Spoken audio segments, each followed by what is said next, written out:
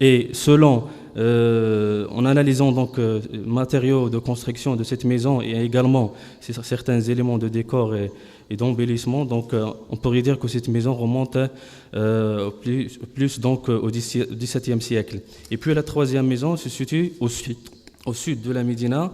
C'est dans le quartier Mellah, c'est un quartier qu'on appelle, c'est le quartier juif de la Médina de Marrakech. C'est un quartier qui a été donc fondé au XVIe siècle, mais également qui a connu plusieurs transformations au cours des siècles.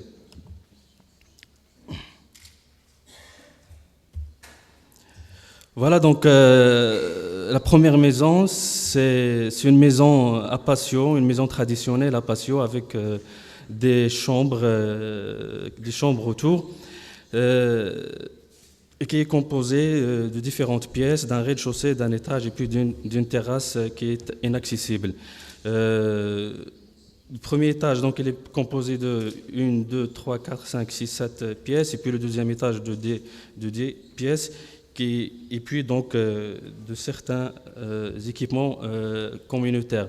Donc voilà une photo de la maison, une photo vue sur patio. Voilà un peu certaines caractéristiques en matière des matériaux de construction. C'est un bâtiment à 100% traditionnel, utilisation de la brique cuite, de la terre, de la chaux, des roseaux, du bois et du plâtre pour la construction. Au niveau des équipements, la maison dispose d'électricité bien évidemment, mais qui a été donc aménagée d'une manière anarchique. Il y a des fils aériens partout dans la maison, donc c'est vraiment un risque au quotidien pour les habitants. Au niveau de l'eau potable, donc elle est raccordée, mais puisque la maison est surdensifiée, donc il y a un problème de gestion commune. Donc les factures n'ont pas été payées, donc il y a un problème de l'eau. Et puis donc l'assainissement, il y a vraiment de l'assainissement qui est défaillant et ça pose énormément de problèmes, surtout au moment des pluies fortes. Caractéristiques sociales de cette maison-là, comme vous voyez, donc c'est une maison qui est surdensifiée, 11 familles, qui compte presque 60 personnes. La taille des ménages donc varie entre 1 et 7 individus. Vous voyez donc la superficie globale c'est 200 mètres et puis donc certaines données par rapport donc à la superficie par habitant. Voilà donc l'espace, donc j'ai oublié de vous dire que presque donc ces familles-là sont réparties dans les différentes pièces, que ce soit au rez-de-chaussée ou à l'étage. Chaque famille habite dans une pièce. Mais les pièces ne servent pas seulement à l'habitation, au logement, mais ce sont devenus donc des espaces multifonctionnaires. C'est là où les gens dorment, mangent, reçoivent des autres, et puis c'est là également où certains donc, chefs de famille travaillent. Donc c'est vraiment un espace plurifonctionnel. Donc voilà une photo sur patio. Et voilà, donc le patio est un espace qui est également commun, mais qui est utilisé par tout le monde. Je continue également sur les problèmes que pose donc cette surdensification. Donc il y a des problèmes d'ensoleillement, des problèmes d'humidité, mais également des problèmes d'intimité. Voilà. Également certains problèmes au rez-de-chaussée surtout, donc puisque il y a vraiment une grande condensation donc, de l'humidité, il y a des problèmes partout au niveau du rez-de-chaussée et des remontées capillaires qui peuvent atteindre 2 mètres de hauteur. Mais il y a également des problèmes structurels au niveau donc, des murs, de la maçonnerie, et puis également, il y a également des problèmes des infiltrations d'eau pluviale, il y a également des problèmes d'effondrement de plancher par endroits, et dégradation de certains éléments en bois, de certains éléments porteurs, mais également certains éléments de décor. C'est une maison qui a vraiment une grande valeur patrimoniale. Comme vous voyez, elle est ici dans un quartier très ancien. Voilà une photo sur la façade. Et puis donc voilà la porte d'entrée qui est caractéristique de la Médina de Marrakech. C'est une porte à ventaille unique. Voilà. Voilà donc les façades sur le patio. Voilà certains éléments patrimoniaux,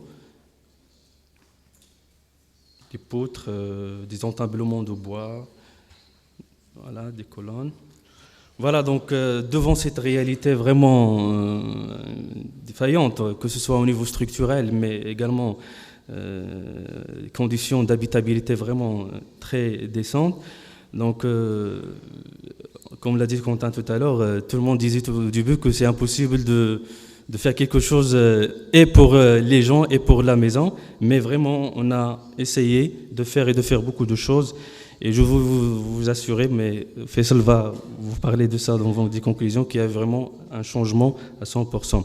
Donc au niveau des travaux qui ont été faits, premièrement, donc on a commencé par toute la terrasse, donc tous les problèmes, donc on a déposé tous les planchers qui étaient défaillants, qui posaient des problèmes structurels et qu'on avait remplacés, mais vraiment par les mêmes matériaux de construction, c'est-à-dire le bois, le roseau, puis donc des couches d'étanchéité à base de terre et de chaux, et puis après donc des pellicules d'étanchéité en chaux. Voilà, donc c'est certaines photos qui montrent comment on a essayé donc de remédier à ces problèmes-là. Voilà. Donc on a refait tout le système, toute l'installation électrique de la maison, depuis le rez-de-chaussée jusqu'à la terrasse. On a récupéré la maçonnerie traditionnelle, mais vraiment avec le même matériau, c'est-à-dire la brique pleine traditionnelle. Voilà. Et puis donc on a refait toute l'étanchéité des terrasses avec une couche, une pellicule de chaux. Voilà, donc des photos qui montrent un peu les travaux qui ont été faits à l'intérieur des chambres, donc décapage et récupération des mauvaises restaurations, puis donc dressage de tous les murs et puis enduit. Voilà les travaux qui ont été faits au niveau de la façade, donc restauration de la porte, la reprise des auvents au-dessus donc de la porte d'entrée, les enduits de l'extérieur donc à base de chaux, et puis donc une reprise, une réfection donc des auvents qui étaient disparus donc au moment du début des travaux. Voilà, je passe maintenant à la deuxième maison, c'est la maison Hart Soura, située donc au milieu, au premier noyau primitif de la Médina de Marrakech. C'est une maison qui est vraiment surdensifiée, 11 ménages sur 400 mètres carrés. Voilà un peu le plan de la maison, c'est une maison à patio. Vous voyez donc les différentes pièces autour du patio, mais également il y a eu plusieurs transformations au niveau du patio. Les gens ont un peu piétiné sur le patio, ont construit des petites pièces, ont récupéré des espaces, mais c'était en béton armé. Donc ça, on l'a remédié. Voilà donc un peu une carte des ménages de la maison. Vous voyez, les couleurs représentent les différents ménages à l'intérieur de la maison.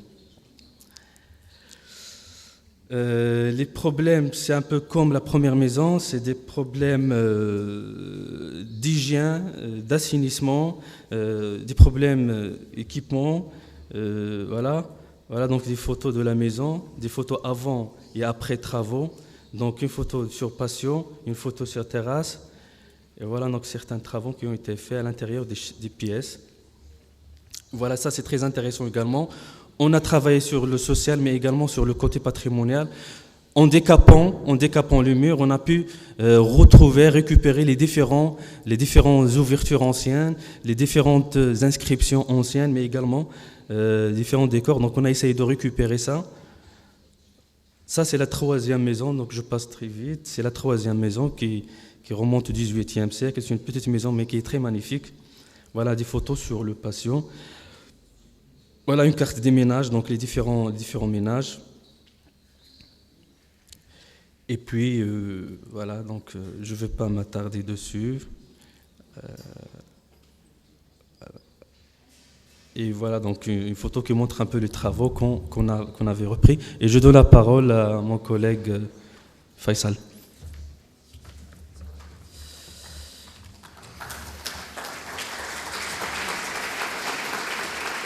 Un peu pour après. Bon, mesdames et messieurs, merci beaucoup. Moi, je vais jouer le rôle un peu d'essayer d'analyser ce projet pilote. Qu'est-ce qui s'est passé, cette question qui avait mis Evie avant, hein, et qu'est-ce qui se passe après, non? Voilà, c'était un peu aussi, nous, on s'est posé cette question pendant la durée du projet pilote. Et voilà, et on a encore des questions sans réponse. Je veux dire premièrement que bon, c'était un honneur de partager Ravimed avec tous les gens qui sont présents et ceux qui sont